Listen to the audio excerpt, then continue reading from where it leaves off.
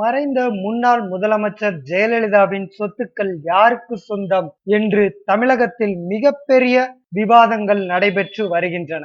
அந்த சொத்துக்களை சசிகலா நடராஜன் மற்றும் அவரது குடும்பத்தினர் கைப்பற்ற முயற்சி செய்வதாகவும் பல்வேறு குற்றச்சாட்டுகள் எழுந்த வண்ணம் உள்ளன.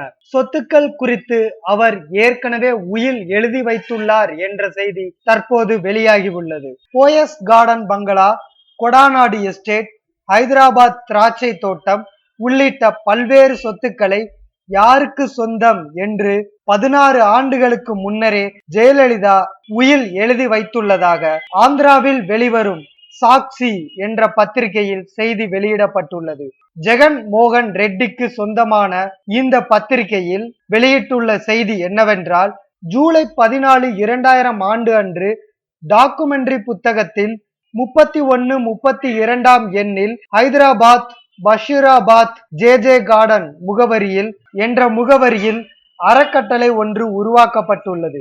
அந்த அறக்கட்டளைக்கு சசிகலா, தினகரன், பாஸ்கரன், புவனேஸ்வரி ஆகிய 4 நபர்களைத்தான் நிர்வாகிகளாக ஆரம்ப கட்டத்தில் ஜெயலலிதா நியமித்து உள்ளார். அதன் பிறகு சந்தேகம் தோன்றவே அறக்கட்டளை தொடர்பாக எதுவாக இருந்தாலும் என்னை கலந்து ஆலோசித்துதான் செயல்பட வேண்டும் என்றும் அறிவித்து உள்ளார். அதைத் தொடர்ந்து 2001 ஆண்டு ட்ரஸ்ட் நடவடிக்கைகள் மீது ஜெயலலிதாவுக்கு சந்தேகம் எழுந்ததாம்.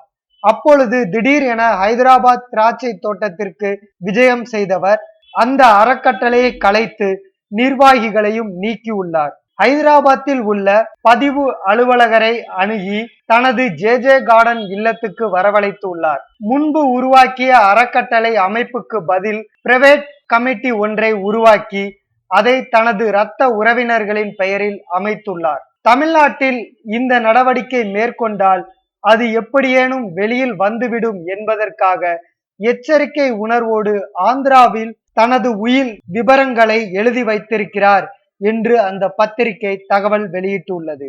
மறைந்த முன்னாள் முதலமைச்சர் ஜெயலலிதாவின் சொத்துக்கள் குறித்தும் உயில் குறித்தும் யாராவது ஒருவர் உண்மையை வெளியிடும் வரை இது போன்ற செய்திகள் வந்து கொண்டுதான் இருக்கும். ஆனால் இந்த செய்தியை ஜெகன் மோகன் ரெட்டிக்கு சொந்தமான பத்திரிகை வெளியிட்டு இருப்பதால் இதில் உண்மை இருக்குமோ என்று பல்வேறு தரப்பில் ஆராயப்பட்டு வருகிறது.